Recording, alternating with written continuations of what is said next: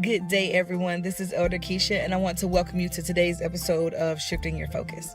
Today, I want to talk to you about moving forward and pursuing the dreams that you have for yourself, for your family, for your career, for your ministry, and whatever it is that God has placed in your heart to do.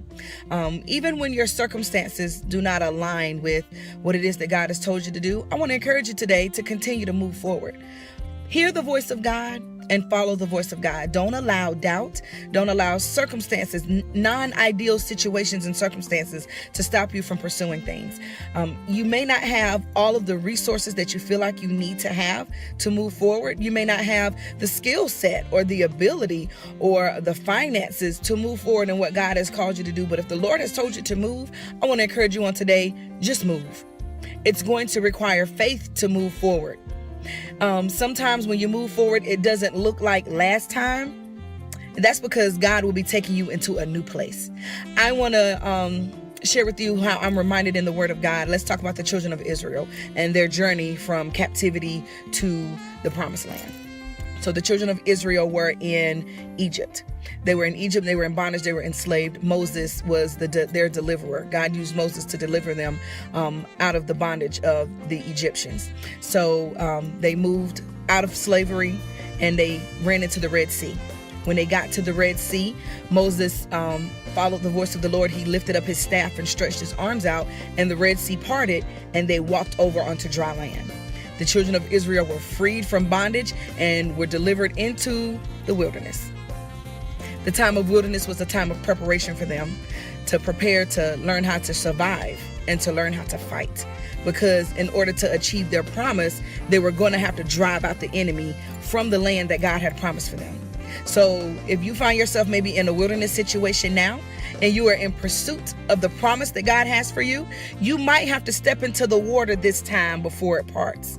As you know, later on in the story, some of you may know that Joshua then, after Moses died, Joshua took over as the leader of the children of Israel. Joshua didn't stand when it came to time to cross over the Jordan River. Joshua didn't stretch his staff. It was different for him that time. During that transition, Joshua had to step into the water.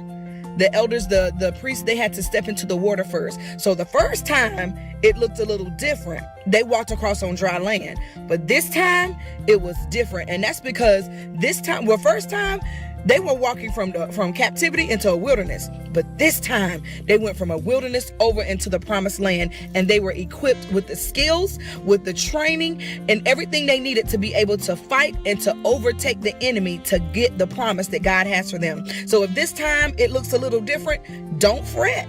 Don't be discouraged. Continue to move forward. Continue to fight. Continue to move. Those circumstances and situations may not seem to be ideal, but praise be to God if you just follow the instruction of the Lord.